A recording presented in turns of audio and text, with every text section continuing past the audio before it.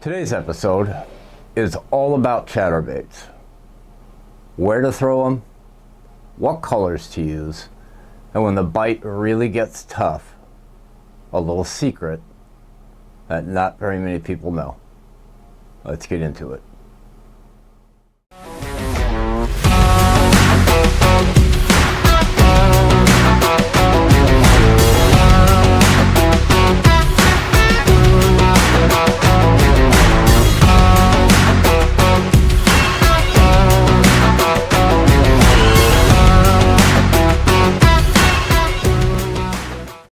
Alright folks, so as you've seen by now, today's episode is all about chatterbaits. I'm going to go over a couple of colors that I really like, why I keep it simple, where and how I fish them, and then I've got a little secret that just not a lot of people know about or use when the bite gets a little bit tough. Now, let's start with just the chatterbait itself, right? So there's a ton of iterations of the bladed jig. So many people make some version of a bladed jig. But there's always one difference, and that is where the blade connects. Now, Z-Man had the patent that involved anybody else that made a bladed jig, they couldn't attach the blade directly to the head. So most people, there are still some companies out there, and I have a few, that it's attached to the head on. But most people did this, where you have the head, a split ring, and then the blade attached to the split ring. Now, you can find some of those out there that swim right, but what I've noticed out of the majority of them is the startup time. So what is the startup time? When you cast that out and you start retrieving it, the startup time is how fast you feel that blade pumping in the water. And that's the key to triggering bites on the chatterbait. You know, all a chatterbait is a swim jig with a little bit of vibration and flash added to it. It's very similar to the theory behind a spinnerbait, but it is in a smaller package that mimics smaller forage. I think, my opinion, is a chatterbait is wildly underrated. I don't think people I don't think people fish it enough anymore. And one of the reasons why I love the chatterbait so much is you can fish it anywhere and any time of the year. Now, I'll tell you, there are times of the year where it's more effective than others, and we can talk about that later on, but you can throw a chatterbait all year long. Spring, summer, fall, and in the winter. And because of its versatility, that's why you can do it. So there's a couple of, I'll call them techniques, that I use when fishing the chatterbait. And people will tell you all kinds of different ways that you can fish it. I'll tell you there are three main ways that I fish mine. Straight retrieve, just cast it out and crank it back. 99% of chatterbait fishermen out there, the weekend anglers, that's what they do. Just cast it out, reel it back. Cast it out, reel it back. And you're going to catch a lot of fish doing that. Don't get me wrong. But there are times, especially in the spring, where a stop, start, or a yo-yo type retrieve will generate more bites than just a straight retrieve. So let's get into the start-stop one now. I call it a start-stop. It really isn't, but here's what I do. So I'll bomb out a cast. I'll retrieve it maybe 4 or 5 cranks, and I'll stop, and then I'll slowly pull the rod tip. And I'll reel it up, slowly pull the rod tip. Reel it up, slowly pull the rod tip. I don't know why that seems so attractive to bass, especially in the spring. But here's what I think. So when you're reeling it, it's skittering along, and then that change in speed and a little bit change in direction, triggering those bass to hit it. And so I think as I reel it, stop the reel, and then just slowly drag the rod tip, that little change in speed and then the chatterbait kind of falling a little bit as I'm pulling, just instantly triggers that bass to eat it, thinking either maybe it's getting away or, you know, whatever it is. But I've caught more fish in the spring doing that style of a retrieve probably than any other technique that we'll talk about today. Now, the third technique is a yo-yo.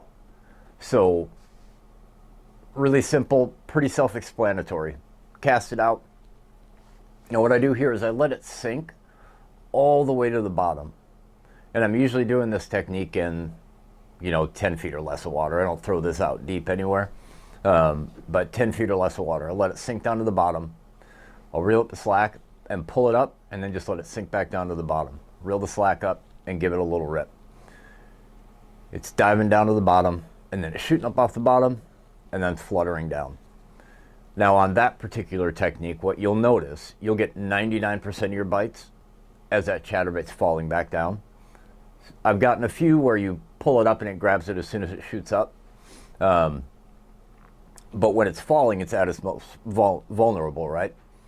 If there's a big bass looking at it, maybe it's a dying shad, whatever pattern you're throwing, as it's fluttering back down, they can't take it. They got to eat it. So those are the 3 main ways that I fish it. Now, I said you could fish it anywhere in the country, any time of year, and I firmly believe that.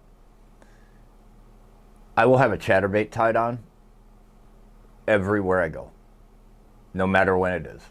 It's always, always lethal. Doesn't matter if you're fishing it around rock, grass. Grass is one of my favorite places to throw it. Ledges, tree lines, reeds. It really doesn't matter. It is so lethal anywhere you fish it. Now, they've got a pretty big open hook, and you are going to get snagged up, I'm sure, sometimes. They are not weedless by any means, or snag proof by any means. If you throw this around logs, stuff like that, you're probably going to get hung up. But I wouldn't let it stop you. I think people miss a lot of fish because they're afraid to throw into a spot just because they might get snagged. If you're in the boat and you get snagged, go in there and get it out. Just don't be afraid to throw it into some different cover. Ripping a bladed jig out of grass is an incredibly fun bite, because you're kind of ripping it, and it comes loose, and they just smash it. So like I said, you can fish this in any type of cover. My favorite are tossing it horizontal to grass lines, especially in the summertime. Bass will hide in that grass to get shade, to disguise themselves, and they'll ambush prey as it goes by. And so finding those big, long grass lines, throwing vertical to it or horizontal to it, and bringing it across the face of that grass, either with a yo-yo, a straight retrieve, a stop and start, whatever it is, one of my favorite ways to catch them. If you really want to know, the spots to fish it, if you fish a swim jig, throw it in those same places that you would throw a swim jig. Cover, grass, riprap, wherever you throw it, you'll have the same amount of success and sometimes more. One of the things I want you to keep in mind while you're watching these videos, I'm not going to go into a ton of detail around how to fish structure, how to fish grass lines, how to fish certain types of lakes, whether it's a reservoir, a river, ponds, big lakes. What I really want to get across is to keep it as simple as I can so that you can take any of these techniques that I talk about, apply it to your lake, and just go catch some fish and have some fun. If you want more detail, I'd be happy to go into it in a separate video. But really, I just want to keep it as simple as I can, so you can, like I said, so you can take some of this stuff and apply it and go fish. So let's talk about color. Now, I'm really simple when it comes to a color palette. I kind of have three main buckets that I put it in. A shad style color, so something with a white, some silver, some purple. I think you always have to have something like that in your box. A green pumpkin, or some blend there around.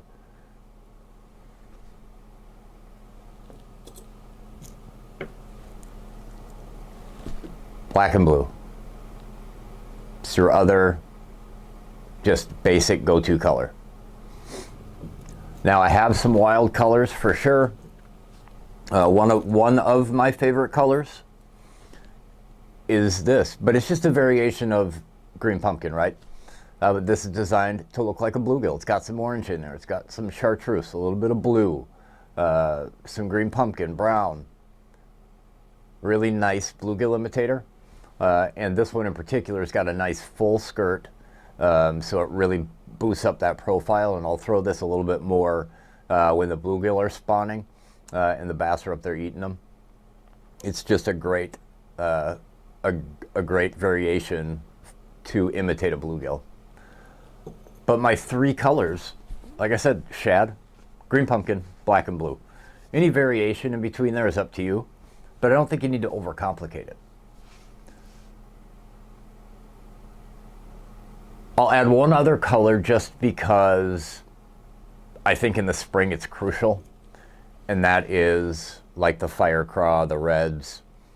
They are just, it is a hot color in the spring. They eat it like they don't eat anything like they eat like a red, orange color in the spring. You know, those crawfish are real bright. It's ridiculous in the spring. So if I was to tell you some colors to get, again, green pumpkin, black and blue, a variation of red, and then a variation of shad, white and silver, white and purple. Those colors will put you in business for just about any situation. So now let's get into what lures I think need to be in every angler's tackle box. Now you can use whatever bladed jig you want to.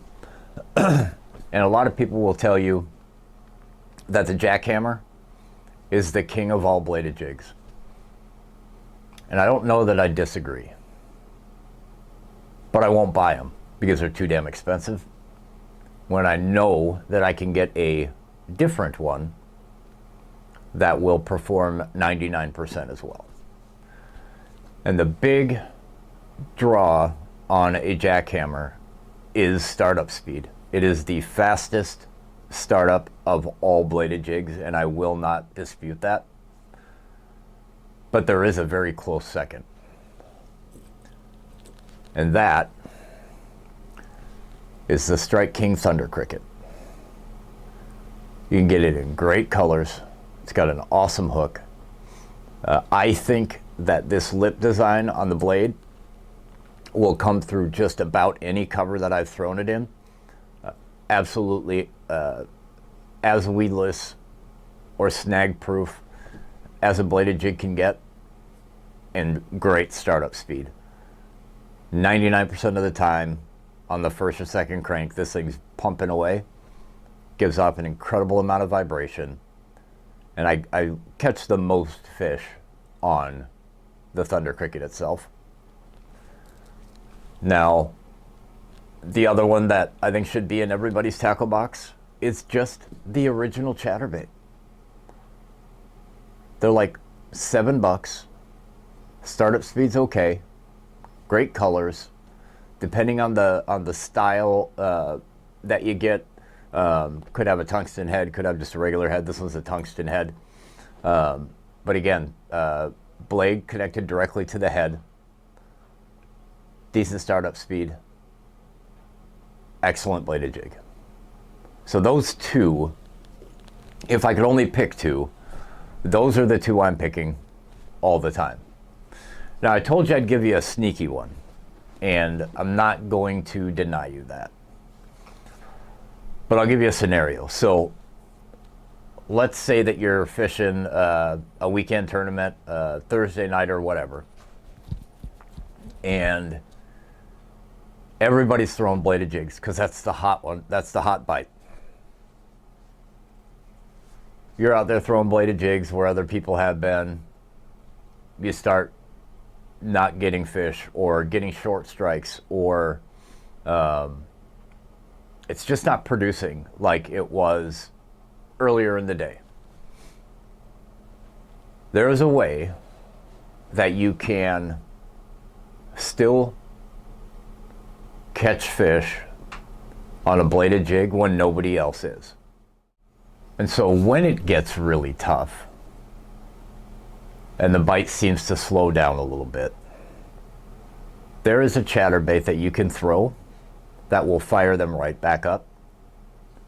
And somebody can go down the bank in front of you throwing a jackhammer, and you come in behind them, and they're not catching anything. You come in behind them, and you can catch more. I've watched it happen. I've done it. And that is the jackhammer stealth. So the jackhammer stealth is a bladed jig, just like the jackhammer, but it's got a clear plastic lip, or clear plastic blade.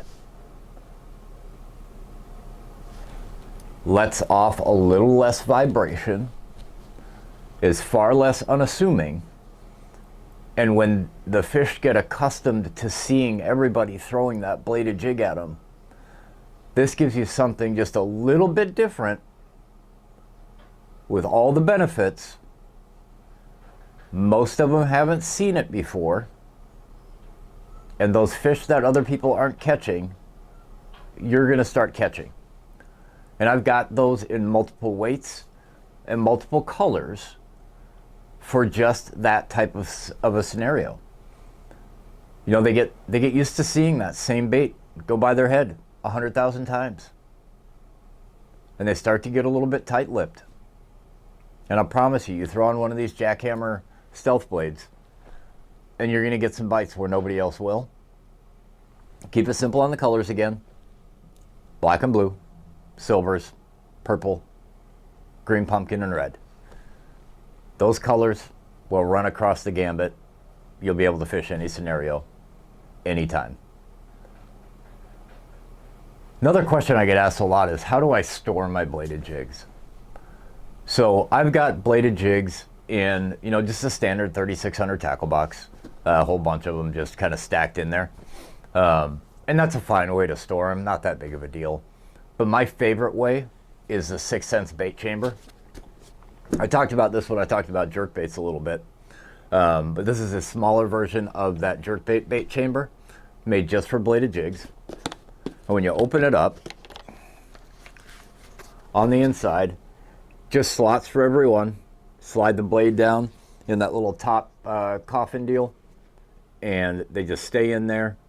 They're separated nicely, easy to see, easy to get out, and a great way to store your bladed jigs. Keeps them separated. They're not tangled up. They're easy to get to. So store them how you want, but that's just an idea for you that has been fantastic for me, especially now fishing out of a kayak. I don't have a ton of storage. I've got a box that I mount on the back of the kayak.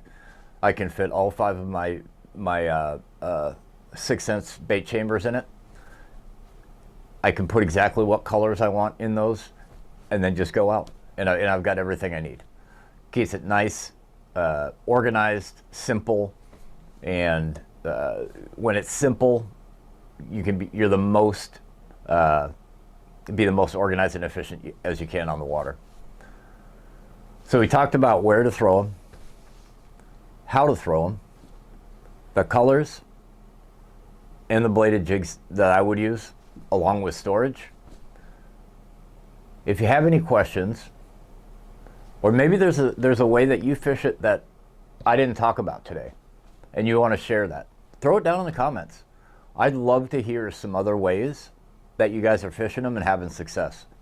Because this by no means does it cover every technique you can use with a bladed jig, but I think it covers the basics, and that's really what this is all about. I'm not sure what our next episode's going to be, but it'll be fun.